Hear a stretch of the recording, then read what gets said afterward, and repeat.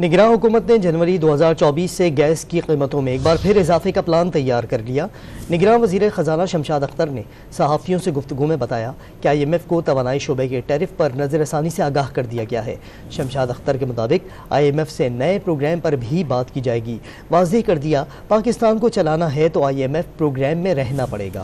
نگراں وزیر خزانہ نے مزید کہا کہ شارٹ فال اگر ہوا تو اضافی اقدامات کا بھی سوچیں گے۔ انہوں نے کہا کہ فیڈرل بورڈ آف ریونیو کے ٹیکس ہدف کا حصول ہماری ترجیح ہے۔ IMF کے ساتھ معاہدے سے ریٹنگ میں بہتری آئی، اس کے بعد بانڈز جاری کرنے پر بھی غور ہوگا۔ انہوں نے کہا کہ اس مالی سال عالمی بینک سے $2 ارب ملنے کا امکان ہے۔ پاکستان نے IMF کے پروگرام میں رہنا ضروری قرار دے دیا۔ ADB اسلامی ترقیاتی بینک سے $1 ارب ملنے کا بھی امکان ظاہر کیا۔ وزیر خزانہ نے مزید یہ بھی کہا کہ اگر وقت ملا تو IMF سے نئے پروگرام پر بھی بات چیت ہوگی۔ انہوں نے کہا کہ پاکستان کو چلانا ہے تو IMF کے پروگرام میں رہنا ہی ہوگا۔ ڈاکٹر شمشاد اختر نے یہ بھی کہا کہ موجودہ پروگرام کے بعد ایک اور پروگرام میں جانا ہوگا۔ نگراں وزیر خزانہ ڈاکٹر شمشاد اختر نے یہ سب کچھ میڈیا کو بریفنگ میں کہا۔ اہم خبر ہے، نگراں حکومت نے جنوری 2024 سے گیس کی قیمتوں میں ایک بار پھر اضافے کا پلان تیار کر لیا ہے۔ نگراں وزیر خزانہ شمشاد اختر نے صحافیوں سے بات چیت میں کہا